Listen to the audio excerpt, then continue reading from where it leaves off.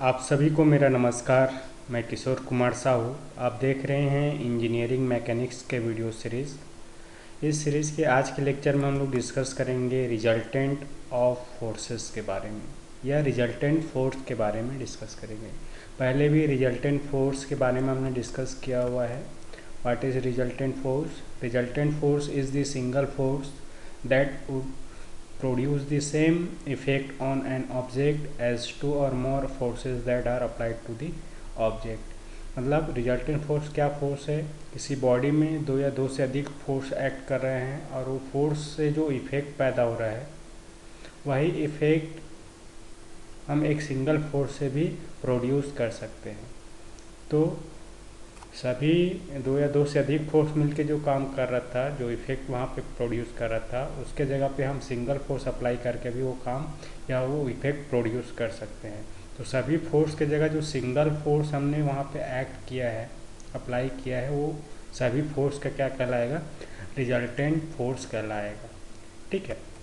जैसे कि पहले भी हमने एग्जाम्पल दिया हुआ था, कुत्ते का एग्जाम्पल है। कुत्ते को हमने दो चैन से बांधा हुआ है, एक हॉरिजॉन्टल डायरेक्शन में हम खींच रहे हैं और एक वर्टिकल डायरेक्शन में। ठीक है। तो यहाँ पे दोनों चैन के थ्रू जो फोर्स यहाँ पे लग रहा है, पुल जो लग रहा है, इसका जो इफेक्ट आएगा, जितना फोर्स लग रहा है कुत्ते पे, है ना, उसी फोर्स को हम इस कुत्ते पे एक सिंगल चैन से भी अप्लाई कर सकते हैं। सिंगल चैन से पुल करिए और एक फोर्स अप्लाई करिए। ठीक है। तो ये दो फोर्स पहले अप्लाई कर रहे थे, उसके जगह सिंगल फोर्स, और दोनों का जो इफेक्ट है, दोनों का जो काम है वो क्या है? बराबर है। तो ये सिंगल फोर्स क्या कहलाएगा? ये दोनों फोर्स का रिजल्टेंट कहलाएगा, है ना। जैसे कार है, कार को आप रस्सी से बांध के खींच रहे हैं, एक एफ ए फोर्स से और एक एफ बी फोर्स से। ठीक है। तो यहाँ पे दो आदमी उसको खींच रहा है अलग अलग फोर्स से, है ना। इसके जगह पे कोई एक सिंगल आदमी भी खींच सकता है ना। और दो जो इफेक्ट है वो कांस्टेंट होना चाहिए ना। पहले दो फोर्स लगा के हम खींच रहे थे, तो जो इफेक्ट कार पे आया था, जितना मूवमेंट आया था, जो भी इफेक्ट आया था, वही इफेक्ट होना चाहिए, है ना। तो सिंगल फोर्स मैंने अप्लाई करके पहले जो इफेक्ट आ रहा था उतना ही इफेक्ट का मतलब यहाँ पे मोशन कितना हो रहा है, वेलोसिटी कांस्टेंट होना चाहिए, जो भी चेंज आ रहा है वो कांस्टेंट होना चाहिए, जैसे पहले था वैसे ही। तो ये सिंगल फोर्स मैंने अप्लाई कर दिया, तो ये सिंगल फोर्स एफ ए और एफ बी का क्या हो जाएगा? रिजल्टेंट फोर्स हो जाएगा। ठीक है। तो इफेक्ट कांस्टेंट होना चाहिए, इफेक्ट में कोई चेंज नहीं होना चाहिए। जो पहले इफेक्ट था फोर्स का, वो रिजल्टेंट फोर्स अप्लाई करने के बाद भी वैसा ही इफेक्ट होना चाहिए। तो हम या तो अलग अलग फोर्स अप्लाई करके वो काम कर सकते हैं, या उसके जगह पे एक सिंगल फोर्स अप्लाई करके भी काम कर सकते हैं। जैसे F1 फोर्स है, F2 फोर्स है, इसका रिजल्टेंट F है। ठीक है। तो इसका डायरेक्शन जो है वो दोनों फोर्स के डायरेक्शन पे डिपेंड करता है कि रिजल्टेंट फोर्स का डायरेक्शन किधर होगा। ठीक है। जिस तरफ दोनों फोर्स का डायरेक्शन होगा उसी तरफ रिजल्टेंट फोर्स का भी डायरेक्शन होता है ना। मैग्नीट्यूड जो है इसका दोनों रिजल्ट फोर्स पे डिपेंड करता है। तो ये रिजल्टेंट फोर्स F है ना। F1 और F2 क्या है? इस F का क्या है? कंपोनेंट है। पहले हमने कंपोनेंट ऑफ फोर्स के बारे में डिस्कस किया था। तो F1 और F2 क्या हो गया? F का कंपोनेंट, और F क्या हो गया? F1 और F2 का रिजल्टेंट। ठीक है। तो यहाँ पे F is resultant of F1 and F2 force, F1 is component of force F and F2 is component of force F। ठीक है। दो कंपोनेंट है। वैसे ही बहुत सारे कंपोनेंट हो सकते हैं, जितने ज़्यादा फोर्स उसके उतना रिजल्टेंट हम कैलकुलेट कर सकते हैं। ठीक है। तो जब भी आप रिजल्टेंट फोर्स कैलकुलेट कर रहे हो, तो रिजल्टेंट फोर्स को कैलकुलेट करने के लिए कोई भी बॉडी में जो फोर्स अप्लाई हो रहा है, हमने फ्री बॉडी डायग्राम के बारे में डिस्कस किया पहले भी। तो आप रिजल्टेंट फोर्स अगर कैलकुलेट करना चाहते हैं, फाइंड आउट करना चाहते हैं, तो सबसे पहले उस बॉडी का, उस ऑब्जेक्ट का आपको फ्री बॉडी डायग्राम ड्रॉ करना पड़ेगा। फ्री बॉडी डायग्राम वाला जो लेक्चर है उसको आप जाके देखिए, तो आपको क्लियर होगा कि फ्री बॉडी डायग्राम क्या होता है। फ्री बॉडी डायग्राम से हमें ये पता चल जाता है कि किसी बॉडी में कितना फोर्स एक्ट कर रहा है, किस डायरेक्शन में फोर्स एक्ट कर रहा है ना। तो ये फोर्स की वैल्यू कितने नंबर ऑफ फोर्स ऐड कर रहे हैं, डायरेक्शन क्या है, ये सभी चीज़ें हमें फ्री बॉडी डायग्राम से पता चलता है। फ्री बॉडी डायग्राम ड्रॉ करने के बाद ही आगे हम अलग अलग मेथड से रिजल्टेंट फोर्स कैलकुलेट कर सकते हैं। तो जो रिजल्टेंट फोर्स है उसको कैलकुलेट करने के लिए हम दो मेथड यूज़ करते हैं, एक ग्राफिकल मेथड है, दूसरा एनालिटिकल मेथड। बेसिकली हम इस इंजीनियरिंग मैकेनिक्स के सब्जेक्ट में कोप्लेनर फोर्स के बारे में ही डिस्कस करेंगे। तो जितने भी फोर्स आएंगे आपके पास वो कोप्लेनर फोर्स होगा। कोप्लेनर फोर्स क्या है, हमने पहले डिस्कस किया हुआ है, एक ही प्लेन पे एक्ट करने वाला फोर्स। ऐसे फोर्सेस जिसका लाइन ऑफ एक्शन एक ही प्लेन पे रेस्ट करता हो, लाइज करता हो, वो क्या होता है, कोप्लेनर फोर्स कहलाता है। तो जितने भी कोप्लेनर फोर्स है, चाहे कॉन्करेंट हो, पैरेलल हो, है ना, या कोलिनियर फोर्स हो, पैरेलल कॉन्करेंट फोर्स हो, ठीक है, तो सभी कोप्लेनर फोर्स का जो रिजल्टेंट है उसका फाइंड आउट करने के लिए दो मेथड यूज़ करते हैं, ग्राफिकल मेथड और दूसरा एनालिटिकल मेथड। तो इस सिलेबस में हम केवल एनालिटिकल मेथड के बारे में ही डिस्कस करेंगे, क्योंकि जब आप एग्ज़ाम में जाएंगे तो वहाँ पे ग्राफिकल मेथड यूज़ नहीं करना है। ग्राफिकल मेथड हम ज़्यादातर एक्सपेरिमेंट करते हैं, तब ग्राफिकल मेथड आता है ना, हम सॉल्व कर रहे हैं कैलकुलेशन के थ्रू। तो ये एनालिटिकल मेथड में हम लोग मैथमेटिकल इक्वेशंस का यूज़ करके रिजल्टेंट फाइंड आउट करते हैं। तो बेसिकली हम आगे एनालिटिकल मेथड से कैसे रिजल्टेंट फोर्स कैलकुलेट करते हैं इसके बारे में डिस्कस करेंगे। तो ये जो दो मेथड है इसका यूज़ हम कोप्लेनर फोर्सेस का रिजल्टेंट फाइंड आउट करने के लिए करते हैं। इसमें हम दो तरीके के फोर्स के रिजल्टेंट को फाइंड आउट करेंगे, एक होगा कोलिनियर कोप्लेनर फोर्स और दूसरा होगा कॉन्करेंट कोप्लेनर फोर्स। ये दो फोर्स के बारे में पहले डिस्कस करते हैं, एक कोलिनियर कोप्लेनर फोर्स होगा और दूसरा concurrent coplanar force. Parallel coplanar force के बारे में बाद में आगे हम लोग डिस्कस करेंगे। अभी हम लोग केवल कोलिनियर और कॉन्करेंट कोप्लेनर फोर्स का रिजल्टेंट फाइंड आउट करेंगे, ठीक है। तो सबसे पहले डिस्कस करते हैं कि कोलिनियर कोप्लेनर फोर्सेस का रिजल्टेंट कैसे फाइंड आउट करते हैं। तो कोलिनियर कोप्लेनर फोर्स क्या होता है, पहले हमने डिस्कस किया हुआ है, ऐसे फोर्सेस जिसका लाइन ऑफ एक्शन क्या हो, एक ही स्ट्रेट लाइन पे हो, है ना, वो कोलिनियर फोर्स कहलाते हैं, और एक ही प्लेन पे हो तो कोप्लेनर। जैसे कि F1 फोर्स एक्ट कर रहा है ना, ये लाइन ऑफ एक्शन है, उसी लाइन ऑफ एक्शन पे F2 भी एक्ट कर रहा है और उसी लाइन ऑफ एक्शन पे F3 भी एक्ट कर रहा है। तो तीनों फोर्स का जो लाइन ऑफ एक्शन है, जिस लाइन पे एक्ट कर रही है, वो तीनों क्या है, एक स्ट्रेट लाइन पे। तो इस तरीके के फोर्स को हम लोग बोलते हैं कोलिनियर फोर्स। इसका जो डायरेक्शन है आप देखेंगे तीनों फोर्स का एक ही डायरेक्शन में है। जरूरी नहीं है कि एक ही डायरेक्शन पे हो, सेम डायरेक्शन में हो, ये अपोजिट डायरेक्शन में भी हो सकते हैं, लेकिन स्ट्रेट लाइन में लाइन ऑफ एक्शन होना चाहिए। तो यहाँ पे तीन फोर्स है, तो तीनों फोर्स का एक सिंगल फोर्स में कन्वर्ट करना है। तो इसका रिजल्टेंट क्या होगा, तो इस केस में रिजल्टेंट हो जाएगा मैग्नीट्यूड ऑफ रिजल्टेंट फोर्स। तीनों फोर्स F1 F2 और F3 का रिजल्टेंट हो जाएगा R is equal to F1 plus F2 plus F3। ये जो फोर्स है देखेंगे कि एक ही डायरेक्शन में, मान लो पॉजिटिव X डायरेक्शन में ऐड कर रहा है, इसलिए हमने तीनों को ऐड कर दिया, है ना।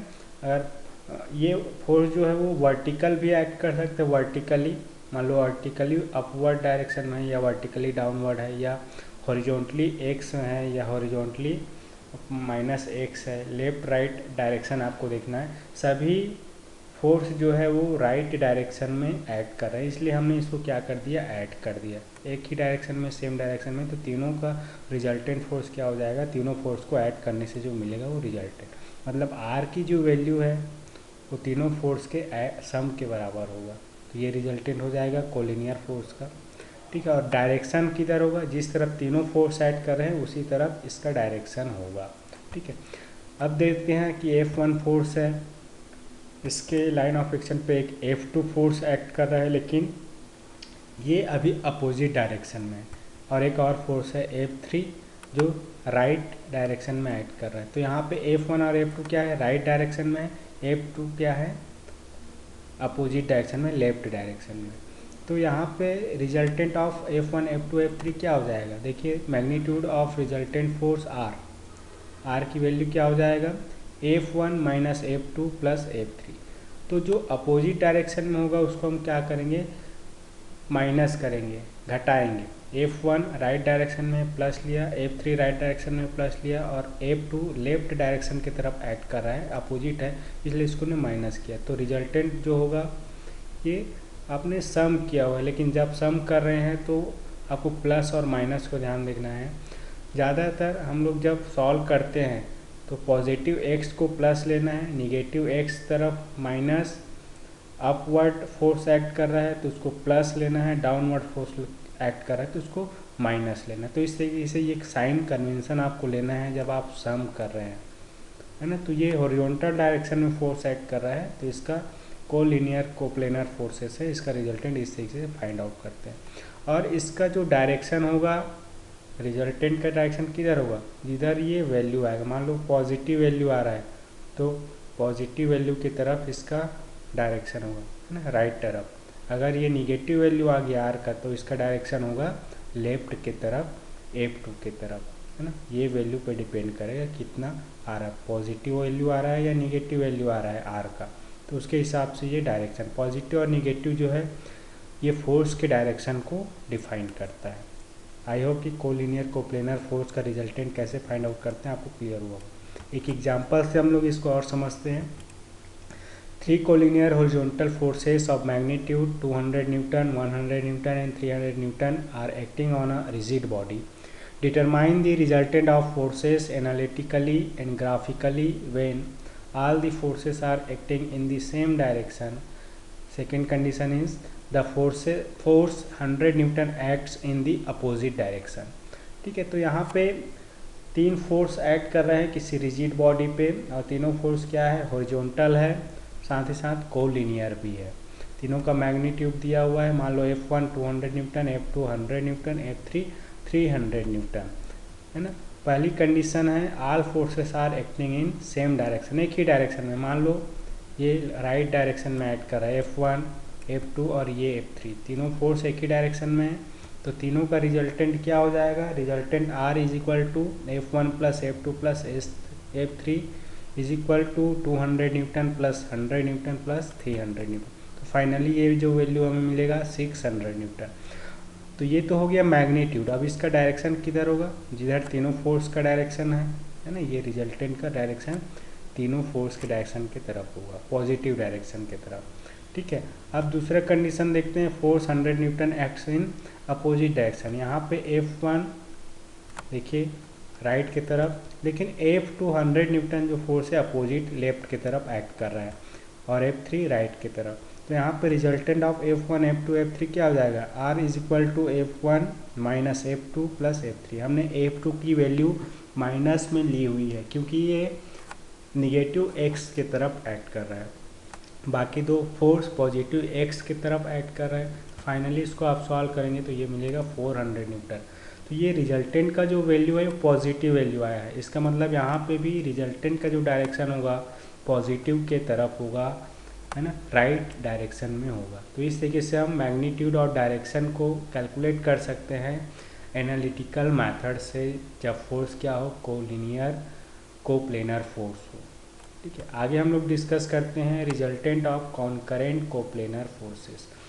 मतलब कॉन्करेंट फोर्स क्या होता है, ऐसे फोर्स जिसका लाइन ऑफ एक्शन किसी एक पॉइंट पे मीट करते हो, इंटरसेक्ट करते हो, ये सभी फोर्स क्या कहलाते हैं, कॉन्करेंट फोर्स कहलाते हैं। और एक ही प्लेन पे हो तो कोप्लेनर कहलाते हैं। ठीक है, इस तरीके के फोर्स में 2 कंडीशन आएगी। एक पहली कंडीशन है when 2 forces act at a point, मतलब 2 ही फोर्स हो तब उसको सॉल्व करने का अलग मेथड है, और 2 से अधिक फोर्स हो तो उसको सॉल्व करने का अलग मेथड है। तो 2 फोर्स एक्ट कर रहे हो तब उसको हम कैसे सॉल्व करें, कैसे उसका रिजल्टेंट कैलकुलेट करें। फॉर एग्जांपल मान लो F1 एक्ट कर रहा है किसी पॉइंट पे और एक F2, दोनों फोर्स क्या है, कॉन्करेंट है, दोनों का डायरेक्शन भी आपको दिया हुआ है, और दोनों के बीच का एंगल भी हमें पता होना चाहिए। मान लो दोनों के बीच का एंगल क्या है, अल्फ़ा। कोप्लेनर फोर्स है, कॉन्करेंट फोर्स है, दोनों के बीच का एंगल अल्फ़ा है।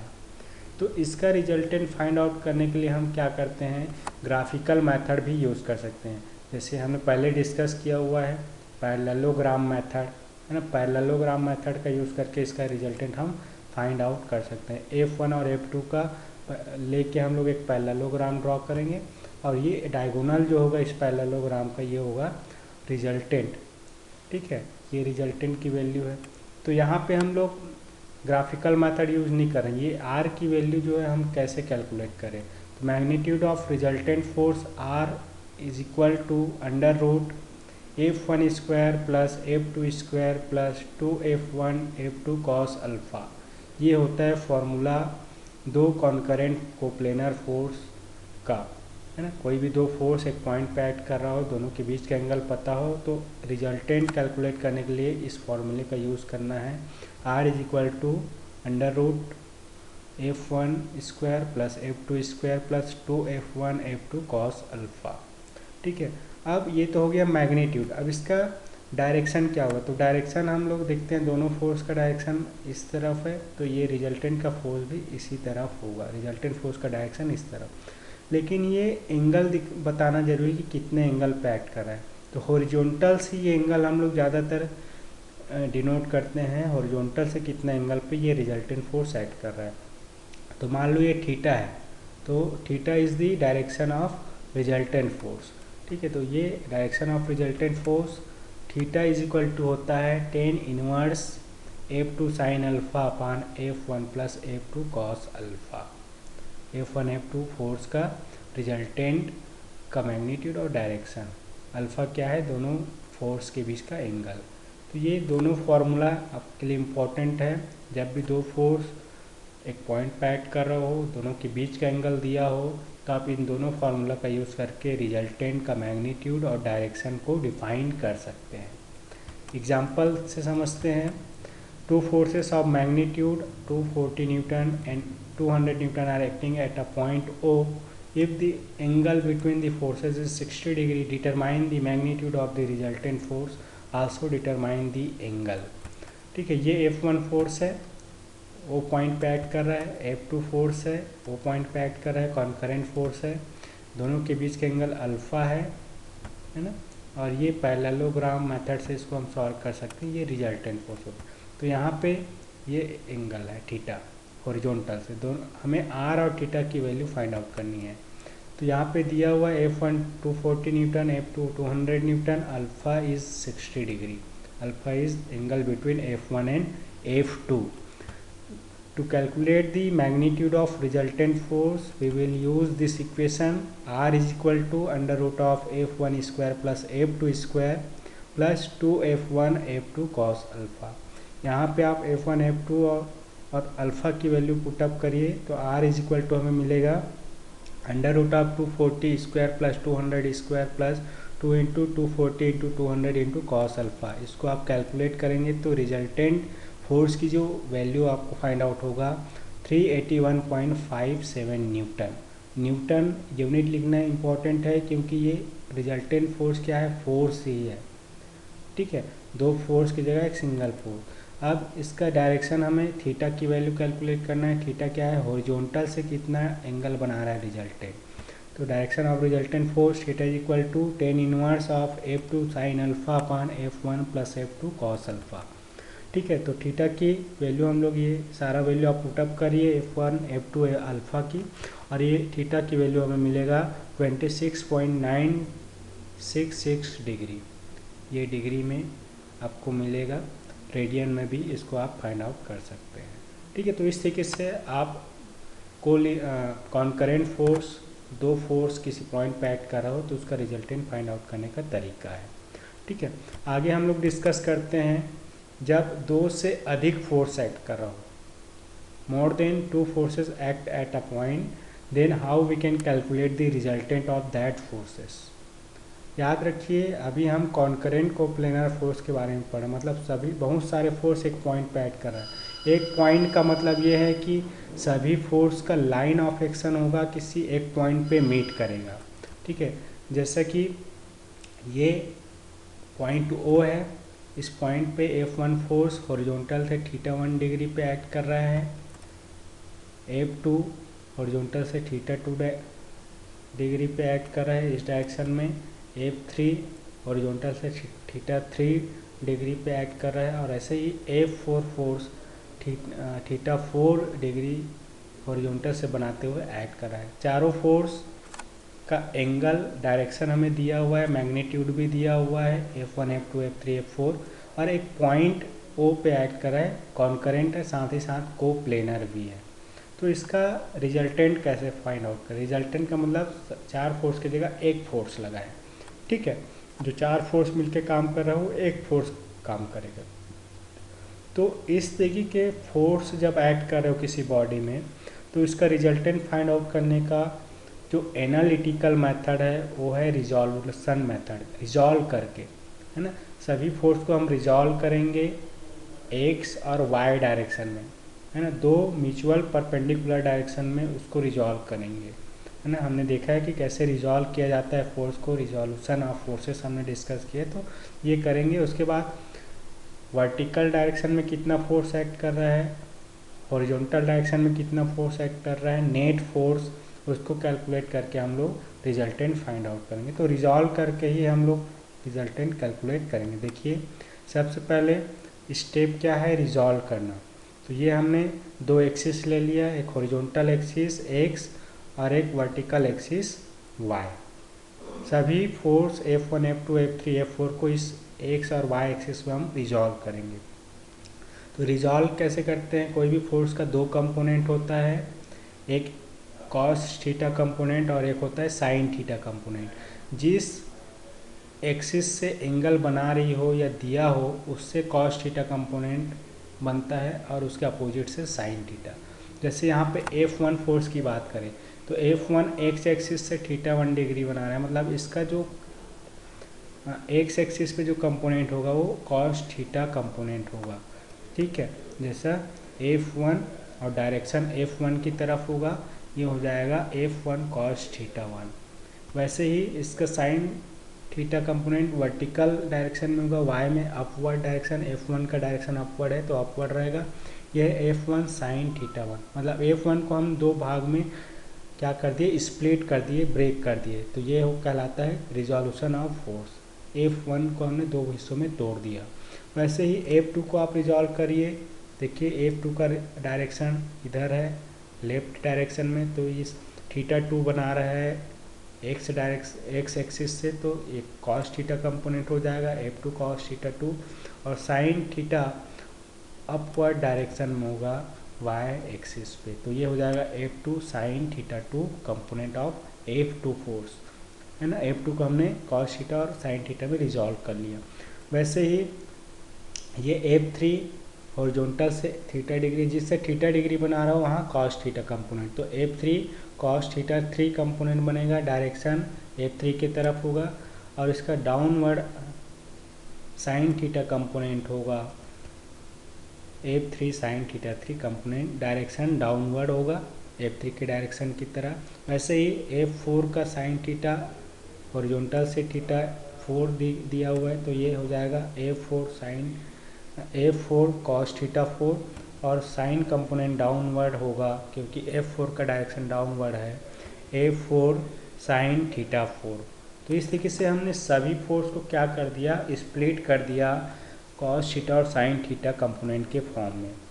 इस ऐसा करने से क्या होगा, सभी फोर्स दो एक्सिस में आ जाएंगे, एक वर्टिकल एक्सिस और दूसरा हॉरिजॉन्टल एक्सिस। मतलब हमने ऐसा करके क्या कर दिया, सभी फोर्स को कोलिनियर फोर्स में कन्वर्ट कर दिया, ठीक है। एक वर्टिकल डायरेक्शन में फोर्स एक्ट कर रहा है, एक हॉरिजॉन्टल डायरेक्शन में, ठीक है। अब ये कोलिनियर फोर्स के फॉर्म में कन्वर्ट हो गया, इसका रिजल्टेंट हम निकाल लेंगे, है ना। एक्स डायरेक्शन में रिजल्टेंट क्या है, वाई डायरेक्शन में रिजल्टेंट क्या है। तो net force in horizontal direction या सम ऑफ हॉरिजॉन्टल फोर्सेस ऐसा भी बोल सकते हो। देखिए हॉरिजॉन्टल मतलब एक्स डायरेक्शन में फोर्स लग रहा है, तो सभी को जोड़ना है। जोड़ते टाइम आपको ध्यान रखना है कि पॉजिटिव एक्स के तरफ जो डायरेक्शन है उसको प्लस, निगेटिव के तरफ जो डायरेक्शन है उसको माइनस लेते हुए सम करना है। समेशन ऑफ एफ एक्स क्या है, हॉरिजॉन्टल डायरेक्शन में लगने वाला फोर्स, है ना। Sum of F x, is equal to हो जाएगा F1 cos थीटा, देखिए पॉजिटिव डायरेक्शन में है, माइनस F2 cos थीटा 2, देखिए F2 cos theta 2 negative x है तो माइनस लिया है, F2 cos theta 3 negative x में है तो इसको माइनस लिया, F4 cos theta 4 positive x में है डायरेक्शन तो प्लस लिया। इस तरीके से इसको आपको ऐड करना है। तो ये हो जाएगा summation of Fx, sum of all the horizontal forces या net force in horizontal direction. एक तरीके से बोल सकते हैं कि हॉरिजॉन्टल डायरेक्शन में लगने वाला रिजल्टेंट फोर्स। ये वैल्यू जो है वो पॉजिटिव भी आ सकता है, नेगेटिव भी आ सकता है, ये वैल्यू पे डिपेंड करेगा। ठीक है, अब हम वर्टिकल डायरेक्शन में लगने वाले फोर्स का रिजल्टेंट या नेट फोर्स निकाल लेते हैं। Net force in vertical direction या sum of all the vertical forces summation of Fy is equal to upward direction में लगने वाले फोर्स को पॉजिटिव लेना है, डाउनवर्ड को नेगेटिव। तो F1 साइन थीटा 1 देखिए अपवर्ड है, plus F2 sine theta 2 positive upward direction में है, plus minus F3 sine theta 3 downward, minus F4 sine theta 4 downward. तो ये अपवर्ड डायरेक्शन में लगने वाले फोर्स पॉजिटिव, डाउनवर्ड को नेगेटिव लेते हुए नेट फोर्स कैलकुलेट करना है वर्टिकल डायरेक्शन में समेशन ऑफ Fy। ये वैल्यू भी पॉजिटिव या निगेटिव आ सकती है। अगर पॉजिटिव आया इसका मतलब ये अपवर्ड एक्ट करेगा, निगेटिव आया मतलब डाउनवर्ड। मान लो ये हमने Fx पॉजिटिव आया तो ये आप देखेंगे यहाँ पे Fx पॉजिटिव की तरफ हमने ले लिया, निगेटिव आता तो लेफ्ट की तरफ हम ड्रॉ करते। वैसे ही पॉजिटिव मान लो Fy भी पॉजिटिव है तो अपवर्ड डायरेक्शन, मान लो निगेटिव आया तो डाउनवर्ड इसको हम ड्रॉ करते। तो ये दो फोर्स में हमने कन्वर्ट कर दिया। चार फोर्स को हमने रिजॉल्व किया, फिर उसको हमने ऐड करके दो फोर्स में कन्वर्ट कर लिया, समेशन ऑफ Fx और समेशन ऑफ Fy। ये दोनों क्या है, एक x एक्सिस और एक y एक्सिस में ऐड कर रहा है, म्यूचुअल परपेंडिकुलर एक्सिस में ड्रॉ कर रहा है। तो इसका रिजल्टेंट कैसे ड्रॉ करेंगे, है ना, ये रेक्टेंगल कंपोनेंट के फॉर्म में है तो दोनों का रिजल्टेंट क्या होगा, ये रेक्टेंगल का डायगोनल जो होगा वो रिजल्टेंट होगा। तो यहाँ पे आप देखेंगे, यहाँ पे एक ट्रायंगल को आप ले लीजिए, ये रेक्टेंगल का एक ट्रायंगल है डायगोनल को लेते हुए। तो यहाँ पे पाइथागोरस प्रमेय अप्लाई करेंगे तो R square is equal to summation of Fx square plus summation of Fy square आपको मिलेगा। तो finally magnitude of resultant force का वैल्यू क्या होगा, R is equal to under root of summation of Fx का square plus summation of Fy का square. ये आपको मिल जाएगा यहाँ से रिजल्टेंट फोर्स का वैल्यू। यही तो हमें फाइंड आउट करना था। दूसरा चीज़ हमें डायरेक्शन बताना है। ठीक है, तो ये हॉरिजॉन्टल से या वर्टिकल किसी से भी डायरेक्शन बता सकते हो, लेकिन हमेशा आपको हॉरिजॉन्टल से डायरेक्शन बताना है। हॉरिजॉन्टल से कितना डिग्री है, तो ये थीटा डिग्री पे ऐड कर रहा है मान लो हॉरिजॉन्टल से, तो theta degree is equal tan theta is equal to क्या होगा, summation of Fy upon summation of Fx होगा। यहाँ पे आप sine theta tan theta is equal to लंब बटा आधार, ये वाला फॉर्मूला अप्लाई करेंगे ट्राइंगल पे, तो ये वैल्यू मिलेगा summation of Fy upon summation of Fx। तो यहाँ से हम थीटा की वैल्यू जो है कैलकुलेट कर सकते हैं। थीटा इज इक्वल टू होगा tan inverse summation of Fy upon summation of Fx। तो इस तरीके से आप रिजल्टेंट फोर्स का मैग्नीट्यूड और डायरेक्शन दोनों ही कैलकुलेट कर सकते हैं। और फाइनली ये डायग्राम आपको ड्रॉ करना है, क्योंकि Fx पॉजिटिव है निगेटिव इस डायग्राम से पता चलेगा, Fy पॉजिटिव है निगेटिव ये डायग्राम से पता चलेगा। उसके हिसाब से ही ये रिजल्टेंट का डायरेक्शन आपको ड्रॉ करना है। मान लो Fx निगेटिव होता तो इधर ड्रॉ करते और r जो है इस तरफ आ जाता। ठीक है, तो ये डायग्राम इम्पोर्टेंट है। ठीक है, जब दो या दो से अधिक resultant force concurrent force add कर रहा हो तो इसका रिजल्टेंट फोर्स कैलकुलेट करने का ये एक बेस्ट मेथड है। इससे हम किसी भी तरीके का कॉन्करेंट फोर्स ऐड कर रहा हो, चाहे दो फोर्स हो, तीन फोर्स हो, चार फोर्स हो, किसी नंबर ऑफ फोर्स ऐड कर रहा हो, सबका रिजल्टेंट निकाल सकते हैं। इसमें आपको फोर्स का मैग्नीट्यूड पता होना चाहिए, साथ ही ये एंगल भी आपको पता होना चाहिए ताकि आप उसको क्या करें, रिजॉल्व कर सकें। ठीक है, आई होप कि ये रिजोल्यूशन और रिजल्टेंट फोर्स कैसे कैलकुलेट करते हैं ये आपको क्लियर हुआ होगा। एक एग्जांपल से इसको समझते हैं। The four coplanar forces are acting at a point as shown in figure, determine the resultant in magnitude and direction analytically. है ना। ग्राफिकली मेथड यूज नहीं करना है, एनालिटिकल मतलब इक्वेशन मैथमेटिकल कैलकुलेटर से आपको यूज़ करना है, कैलकुलेट करना है। ठीक है, तो ये डायग्राम दिया हुआ है, देखिए एक्स और वाई एक्सिस दिया हुआ है और पॉइंट ओ पे 4 force F1, F2, F3, F4 act कर रहा है। सभी फोर्स का आपको मैग्नीट्यूड दिया हुआ है। F1 1000, F2 2000 Newton, F3 5196 Newton, F4 4000 Newton. और सभी फोर्स का डायरेक्शन भी दिया है। F1 एक्स डायरेक्शन में है, F2 एक्स से 60 डिग्री पे एक्ट कर रहा है, वैसे F3 नेगेटिव एक्स से 30 डिग्री एक्ट कर रहा है और F4 एक्स से 60 डिग्री पे एक्ट कर रहा है। ये डायरेक्शन है। तो सबसे पहले इसका रिजल्ट निकालने के लिए हम क्या करते हैं, सभी फोर्स को पहले एक्स और वाई एक्सिस में क्या कर लेंगे, रिजॉल्व करेंगे। ये एक्स और वाई एक्सिस मैंने ड्रॉ कर लिया। ये एक्सिस हमेशा एक दूसरे के परपेंडिकुलर होना चाहिए जब रिजॉल्व करते हैं। एक्स तो ये F1 फोर्स देखिए 1000 न्यूटन है, तो ये हॉरिजॉन्टल डायरेक्शन में एक्ट कर रहा है, तो इसको रिजॉल्व करने की ज़रूरत नहीं है क्योंकि इसका वर्टिकल कंपोनेंट क्या होगा, 0 होगा, क्योंकि 90 डिग्री ये क्या हॉरिजॉन्टल पे ही एक्ट कर रहा है, तो 0 थीटा का मान 0 है, तो इसका साइन थीटा कंपोनेंट 0 होगा। इसलिए हॉरिजॉन्टल डायरेक्शन में एक्ट कर रहा है तो इसका साइन थीटा कंपोनेंट 0 होगा। ठीक है, इसके अलावा अब आप F2 को रिजॉल्व करते हैं, तो F2 हॉरिजॉन्टल से 60 डिग्री है, तो ये 2000 cos 60 कंपोनेंट हो जाएगा, डायरेक्शन पॉजिटिव एक्स की तरफ। Sine theta component positive Y की तरफ अपवर्ड डायरेक्शन में 2000 साइन 60।